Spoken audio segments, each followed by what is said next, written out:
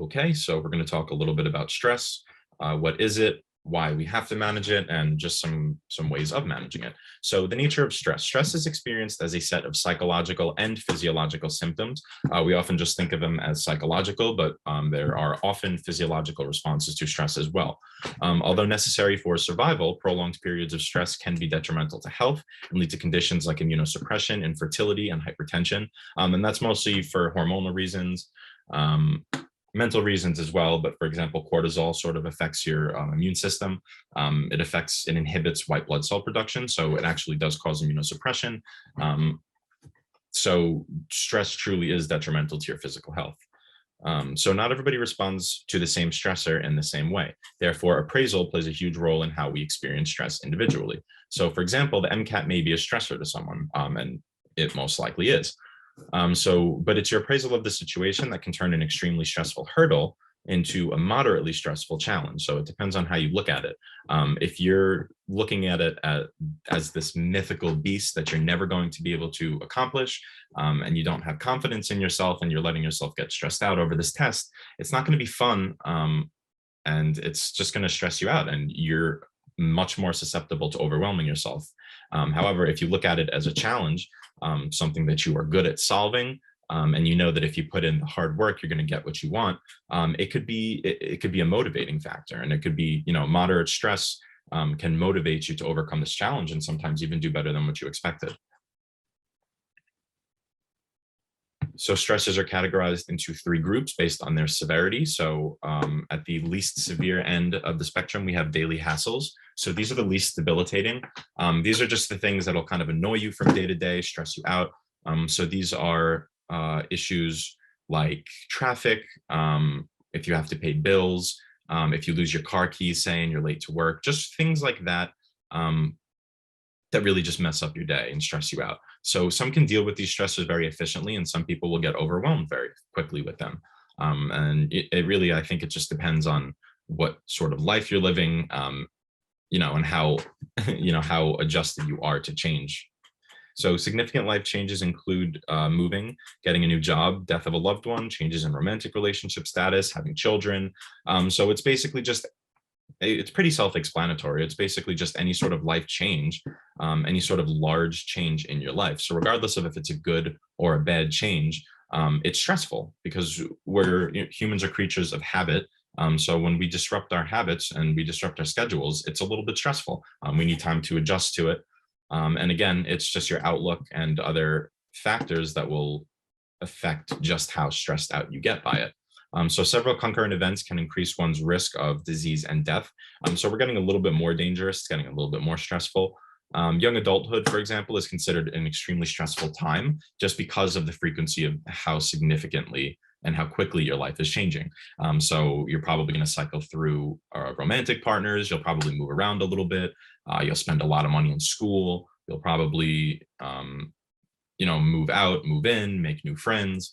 So there's a lot of change going on, especially in your 20s. And if you don't take care of yourself and you're not careful about it, it does increase your risk for disease and death.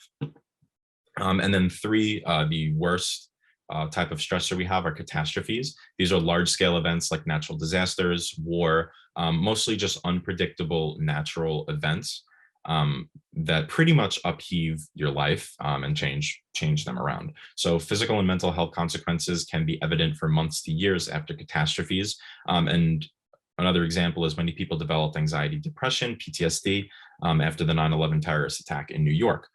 So these sort of catastrophes that really just uproot people's lives. For example, the whole Russia-Ukraine situation that's happening right now, there are millions of Ukrainians who are being displaced because of the war, having to leave their homes. So that would definitely count as a catastrophe. Catastrophes, of course, they are significant life changes, but they're so much bigger than that, and they're so much more destructive that we have to label them as a completely separate type of stressor. A little more on stress. There's that Yerkes-Dodson bell curve that I was talking about a little while ago. So a moderate amount of stress can actually improve psychological functioning by providing energy and motivation to accomplish a goal. Too much stress can impair psychological functioning by causing fatigue and inability to concentrate. So we see right over here, this graph, this sort of parabolic curve. To the left, we have increasing attention and interest as our arousal increases. So somewhere in the middle of this sort of subjective scale, we have optimal arousal and optimal performance. But then as we continue to increase our arousal, you see our performance starts to decrease again. And that is impaired performance because of strong anxiety. So that's sort of arousal and stress. If we have too much of it, it becomes anxiety and it starts to affect our performance negatively. So when we are overstressed and perceive we are no longer in control of the situation, we may develop something called learned helplessness. And that's basically just defeat and exhaustion due to our perceived inability to affect the situation. So if you time after time are stuck in an awful situation and you realize that you think that there's nothing you can do to get out of it, you're going to stop trying. And that's called learned helplessness. So our response to stressors. When we encounter a stressor, our sympathetic nervous system mounts the fight or flight response, mainly by promoting the release of epinephrine and norepinephrine into the blood. The HPA axis, remember the hypothalamic pituitary adrenal axis, in response to stress can also release CRH, which is corticotropin releasing hormone, and that stimulates the adrenal glands to release cortisol. Cortisol is colloquially known as the stress hormone or the anti-stress hormone, and it is released in the body. High cortisol levels are associated with stressful environments in humans. So cortisol allows the body to use fat more efficiently as an energy source, so blood sugar levels can remain constant. Cortisol is usually released as a part of the sympathetic response. So there would be need to keep your blood sugar levels high during a period that you need to use all of your energy stores. You don't want that blood sugar to dip low, specifically because glucose is the preferred form of fuel for your brain. So you need to make sure that your blood sugar levels can adequately supply your brain with energy. And that's what cortisol helps us to do. It's sort of harmful, though, in the long term if cortisol levels are too high. So long-term stress and increased cortisol levels can lead to immunosuppression due to its inhibitory effect on white blood cells. It can also lead to more fat deposits. And it's just overall unhealthy to have elevated cortisol levels for long periods of time. So emotional stress like anger can also trigger cardiac events. So it's not just stressors from the environment, it's also internal and emotional stress. So like stress like anger can trigger cardiac events, and anxiety, for example, can trigger panic attacks. So we can have these physical responses from emotional causes. And how we manage stress. So since there's a level of stress that is optimal for motivation, according to the Yerkes-Dodson law that we saw a couple of slides ago, it is better to manage our stress rather than try to eliminate it. So it's pretty impossible to eliminate it, and we wouldn't want to if we could. So many people vary in their abilities to control their stress. And as you get older, you start to develop different techniques to control your stress. As you learn, yourself and your mind, you get better at it. And one way of coping shown to be effective is aerobic exercise. So this is a super popular one. Exercise has been shown to lower blood pressure. It may help increase the production of norepinephrine, serotonin, and endorphins. So aerobic exercise, it does produce that sense of euphoria. And a lot of people say that it actually does help long-term to manage stress.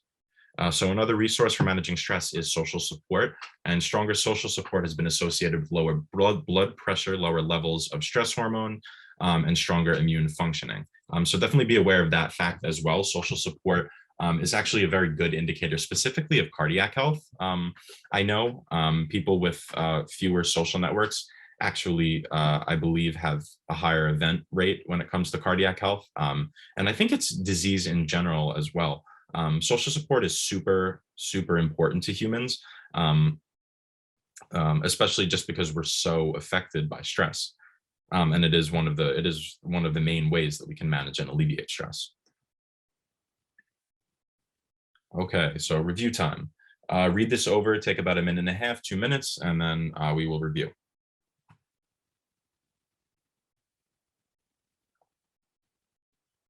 So which of the following would be most accurately labeled a significant life change? We have Roman numerals 1 through 4, and the correct answer is D. 2 and 4.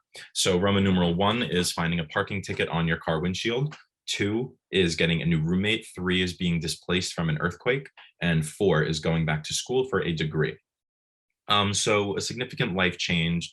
If we look at 1, finding a parking ticket on your car windshield, most likely that is not going to be a significant life change, unless that is the last parking ticket and you have not paid 50 of them and you get arrested on the spot, then it may be a significant life change. But chances are, if you find a parking ticket, you're just going to be pretty pissed and you're going to want to pay it off as soon as possible. So that would be more of a daily life hassle. That's not really significant life change.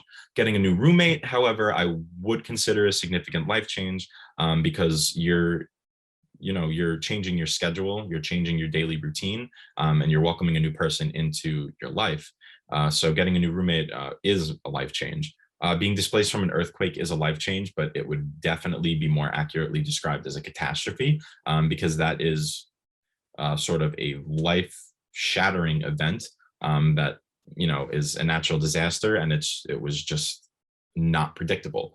So being displaced from an earthquake is going to be a little bit more severe than the other significant life-changing events on this list. So it would more accurately be labeled as a catastrophe and would not be a significant life change. Going back to school for a degree, I would label as a significant life change because, again, you're changing your routine.